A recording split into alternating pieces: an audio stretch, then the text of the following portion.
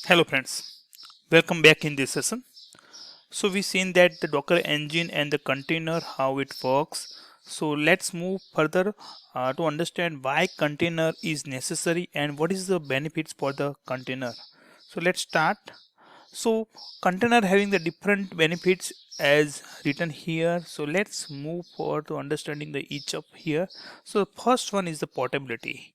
So portability means what? So once you create the container, it will create a container image that you can move to anywhere, any of machine.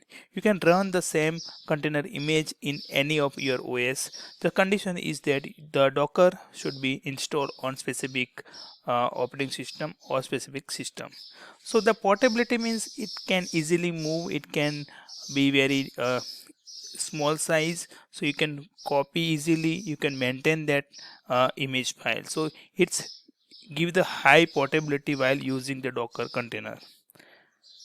Second is it's give the less overhead. Container require the less system resources than the traditional hardware virtual machine environment and they don't include the full operating system.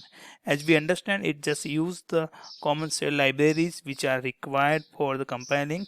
So it's very easy and taking the less overhead for your system. So that's why it's making the lightweight image. It will also making the time saving just because of the setup of the container. You can use the same way as any another system.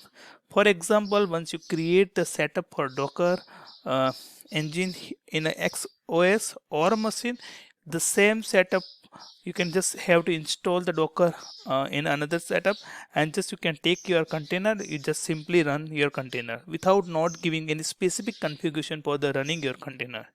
So it will make your huge time saving to run or change your image to run in any specific system. The agility, it gives the high agility, you can move anywhere. It will create the multiple environment so development can create their own development environment using the container.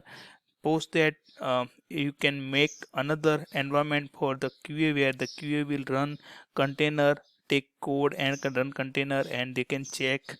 And the same way you can create the production container, just deployment to the production. So it gives the huge agility just for supporting the CI and CD, so you can make the continuous integration and continuous deployment using the container. Lightweight, as I said that VM will take the full OS related size and the container will take the limited size. For example, 2 GB VM will take a full 2 GB for the running the 10 or 5. For example, taking the 5 VM, it will take the 10 GB.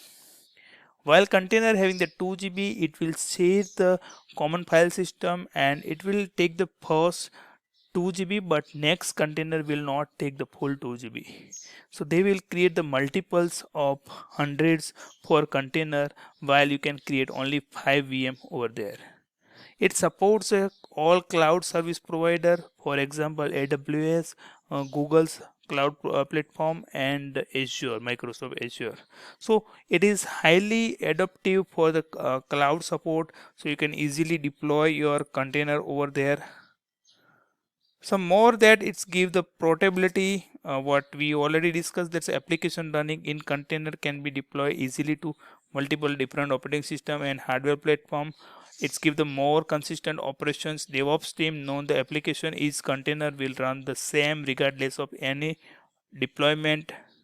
Giving the great efficiency, container allow application to more rapidly deployed, patch or scale, and it's a better application development. So basically container support Agile and DevOps platform where it affords the DevOps to escalate the development, test and deployment with the production cycle. So it's give the huge portability, security, time saving, agility, and it's give the great lightweight image. So this is the all about the why container are necessary. In next session we will see the what is Docker image.